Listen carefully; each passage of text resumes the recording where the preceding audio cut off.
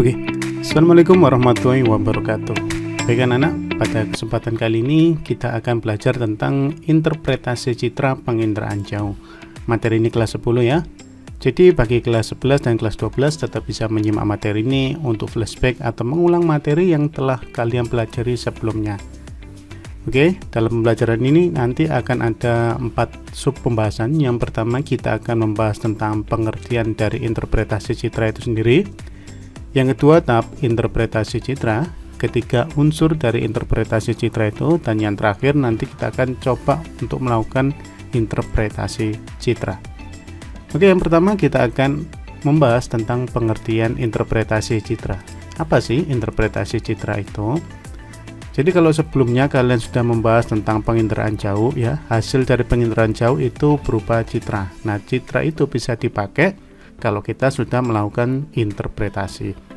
Nah, interpretasi citra adalah kegiatan mengkaji foto udara atau citra yang bertujuan untuk mengidentifikasi objek dan menilai arti pentingnya objek tersebut.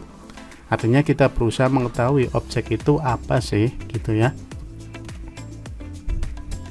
Nah, identifikasi bentang alam dan budaya dikenal juga dengan istilahnya interpretasi citra. Jadi kalau kita melakukan sebuah interpretasi citra, berarti kita sudah melakukan sebuah identifikasi tentang bentang alam itu. Ya, jadi identifikasi tentang bentang alam dan budaya.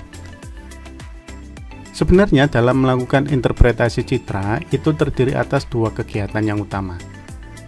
Yang pertama, perekaman data citra, yaitu mengambil data muka bumi khususnya, yang ketika ngambil itu bisa pakai wahananya bisa satelit, bisa pesawat udara, atau mungkin sekarang yang lebih modern itu menggunakan drone.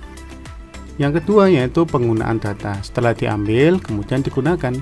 Nah, untuk penggunaan tidak bisa digunakan secara langsung. Nah, harus melalui interpretasi agar objek yang ada di muka bumi itu isinya benar gitu ya. Jadi nggak salah dalam menafsirkan apa sih yang ada dalam citra tersebut.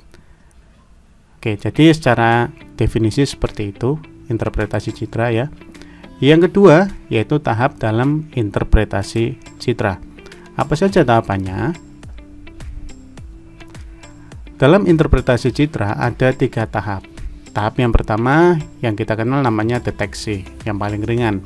Yang kedua kita akan melakukan identifikasi.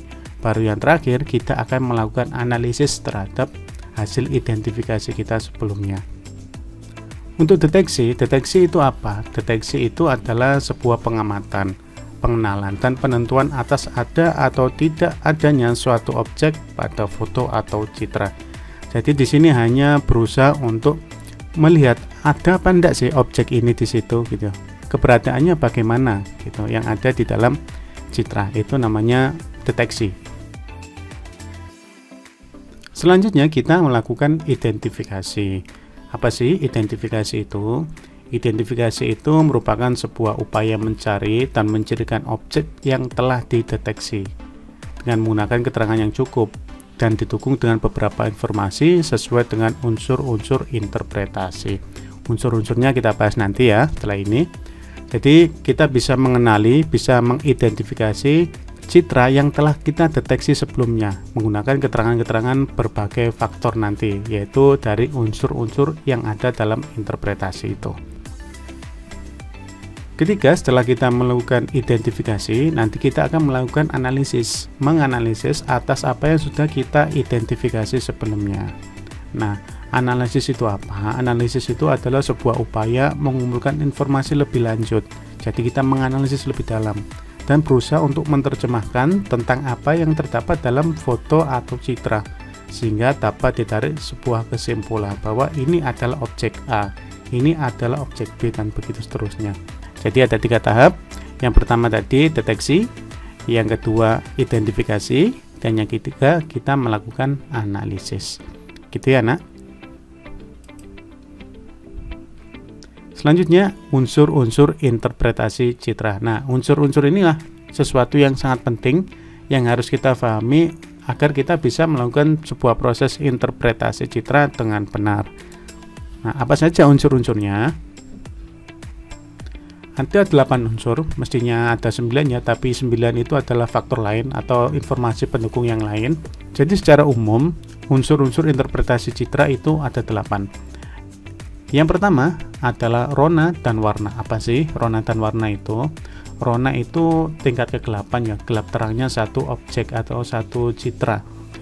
Tingkat kecerahan atau kegelapan suatu objek pada citra. Jadi dalam citra itu nanti kita akan melihat objek itu gelap atau terang.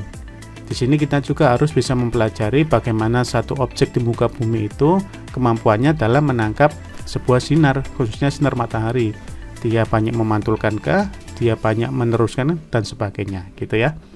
Jadi akhirnya objek yang ditangkap oleh sensor dalam penginderaan jauh itu menentukan warna gelap dan terangnya. Jadi gelap terangnya gitu berpengaruh karena banyaknya cahaya yang diserap atau dipantulkan. Kedua, bentuk. Kalau bentuk saya yakin kalian tahu lah ya.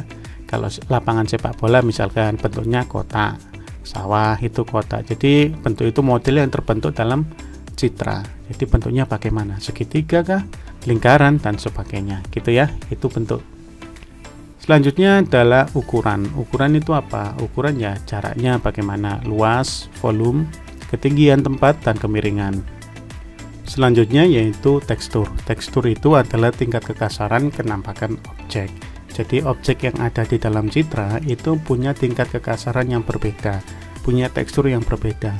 Kenampakan jalan, kenampakan vegetasi itu akan nampak berbeda sekali tingkat kekasarannya dari citra penginderaan jauh itu. Nanti coba kalian lihat ya di akhir video.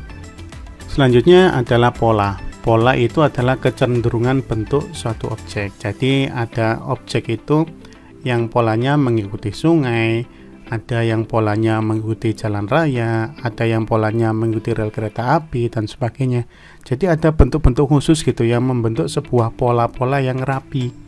Itu yang disebut dengan pola, gitu ya. Selanjutnya adalah bayangan. Bayangan kalian sudah pernah lihat kan? Bayangan kalian kalau kena lampu. Bayangan itu adalah objek yang berada pada daerah gelap. Jadi yang gelap itu bayangan. Kalau kalian kena lampu terus kemudian muncul bayangannya kayak gitu. Fungsinya apa? Kita bisa melihat ketinggian satu objek. Ketika diberikan sinar cahaya atau sinar datang yang sama, maka bangunan atau pohon atau penampakan apapun yang memiliki ketinggian yang berbeda itu akan terlihat dari bayangan yang dibentuk. Selanjutnya adalah asosiasi. Asosiasi itu apa? Asosiasi itu adalah keterkaitan antara objek yang satu dengan objek yang lain. Jadi saling berhubungan. Misalkan rel kereta api gitu ya. Kita tahu kalau itu rel kereta api karena di sebelahnya ada bangunan kecil yang kita sebut stasiun atau tempat pemberhentiannya. Jadi stasiun itu ya apa namanya asosiasi. Kemudian ada lapangan sepak bola itu misalkan. Kemudian di samping-sampingnya ada tribun atau tempat duduk penonton. Tempat duduk penonton itulah yang disebut dengan asosiasi. Selanjutnya yang hampir mirip dengan asosiasi yaitu situs. Situs itu apa? Situs itu adalah kedudukan suatu objek terhadap objek lain di sekitarnya. Jadi kalau tadi kan asosiasi ya, ada semacam stasiun atau mungkin yang lebih luas di sekitarnya. Jadi mirip. Kalau situs, kalau boleh saya bilang objek yang ada di dalam objek itu. Contoh misalkan lapangan sepak bola. Situsnya apa? Kalau kita lihat dari atas nanti kelihatan yang namanya gawang. Gawang itulah yang disebut dengan situs. Kemudian ada sawah misalkan. Di dalam sawah terlihat bangunan kecil-kecil, kotak kecil gitu ya. Ternyata itu adalah gubuk. Nah, gubuk itu adalah situs. Jadi kurang lebih seperti itu. Hampir mirip lah ya situs sama asosiasi. Cuma bedanya kalau asosiasi itu ada di sekitarnya. Jadi mudah-mudahan kalian bisa paham ya nak tentang unsur-unsur dari interpretasi citra ini. Ada 8 ya. Ada rona, ada warna, ada bentuk, ada ukuran, tekstur, pola, bayangan, asosiasi, dan terakhir adalah situs. Kurang lebih ada 8 unsur-unsur interpretasi citra. Akan tetapi dari 8 unsur ini tidak selalu ada. Jadi kalian bisa gunakan beberapa unsur saja dan sudah bisa menentukan objek apa yang ada di dalam sebuah citra itu. Gitu ya nak. Oke, kita sudah belajar tentang unsur-unsur interpretasi citra. Terakhir kita akan coba melakukan sebuah interpretasi citra. Nah, bagaimana sih cara atau proses sederhana dalam melakukan interpretasi citra? Nah, ini adalah satu contoh citra yang saya ambil dari Google Earth ya. Kalian bisa browsing aja di browsernya masing-masing gitu nak ya. Nanti kalian coba buka Google Earth dan cari wilayah yang ingin kalian lihat atau kalian pelajari. Oke. Ini sebenarnya adalah sambungan sampai menuju ke Danau Toba ke atas sana ini, tapi ini saya zoom in supaya kelihatan nampak lebih jelas gitu ya. Nanti kita akan mengkaji beberapa objek yang ada di sini, objek di sini, objek di sini, dan juga di sini. Walaupun dalam kelihatan dari atas gini, kalian pun bisa melakukan atau menentukan ini objek apa sih, ini objek apa, dan ini apa. Tapi paling tidak kita bisa mengkaitkan dengan unsur-unsur interpretasi yang kita pelajari sebelumnya tadi ya. Oke, sekarang kita coba bahas satu dulu. Saya sudah melakukan delineasi atau pembatasan di wilayah ini secara bentuk, secara gelap terang atau ronanya ya. Ini akan kelihatan ada yang agak gelap, ada yang terang. Kalau gelap sangat dimungkinkan di situ ada airnya, ada genangan air. Mengapa kok bisa dikatakan gelap? Karena air kalau kena matahari atau sinar matahari itu tidak semuanya dipantulkan, nah, sebagian diteruskan, sehingga sensor ketika menangkap gambar atau ketika merekam foto tadi itu, merekam gambar, itu sinar mataharinya atau cahayanya tidak terlalu besar sehingga gambarnya lebih gelap. Dibandingkan dengan sebelahnya ini, kenapa di sini bisa lebih terang? Ya. Karena dimungkinkan genangan airnya lebih sedikit atau tidak ada airnya, sehingga di situ langsung tanah. Ketika langsung tanah, maka sinar matahari tidak diteruskan, melainkan dipantulkan. Singkatnya, pantulan antara di wilayah ini dan wilayah sebelahnya ini lebih besar yang terang ini. Kenapa? Karena tidak ada airnya, sehingga langsung dipantulkan dan pantulan cahayanya lebih besar. Saya harap kalian bisa paham ya. Nah, dari bentuk kotak-kotak gitu kan, kotak-kotak dan sejajar, sangat mungkin ini adalah sawah. Tekstur ya halus ya, teksturnya halus, kemudian polanya hampir sama seperti ini. Nah, kemudian ini yang saya bilang tadi, ada asosiasi, ada situs. Ini ada bangunan-bangunan kecil di tengah kotak seperti ini, ada bangunan kecil. Ini sangat mungkin sekali bangunan kecil di tengah sawah. Apa itu? Gubuk yang saya bilang tadi. Nah, inilah yang disebut dengan situs. Nah, asosiasinya mana? Berarti di sawah ini berdampingan dengan sungai. Walaupun ini sebenarnya bukan sungai ya, ini apa sih namanya, terusan atau sungai buatan dari Danau Toba tadi itu. Tapi ini berfungsi sebagai sungai atau untuk pengairan. Jadi ini kita bisa katakan sebagai sawah karena di sini ada situsnya berupa gubuk dan di sini ada sungai. Di sini bentuknya kotak-kotak dan sejajar. Jadi sangat mungkin sekali ini adalah sawah atau pertanian. Itu. Berarti kita sudah melakukan satu interpretasi ya. Yang kedua, nah ini sudah saya garis, saya delineasi, saya batasi. Ini kenampakannya jauh lebih gelap daripada yang ini atau yang ini atau yang ini. Garisnya sama-sama lurus. Jadi sangat mungkin sekali ini adalah air. Jadi saya bilang tadi ini adalah sungai. Mengapa? Karena dia warnanya lebih gelap. Yang kedua, bentuknya mengalir, bukan mengalir ya. Bentuknya seperti ini, ya menyerupai sungai seperti itu ya. Karena ini buatan makanya dia lurus. Di sini lebih gelap daripada jalan raya. Ini kemungkinan besar ini adalah jalan raya ya. Lebih gelap kenapa? Karena banyak sekali airnya. Seperti yang saya bilang sebelumnya tadi, sinar matahari banyak yang diteruskan sehingga pantulan cahayanya lebih kecil dan menimbulkan rona atau warna yang jauh lebih gelap. Selanjutnya kita akan bahas ini. Ini saya mungkinkan adalah jalan raya.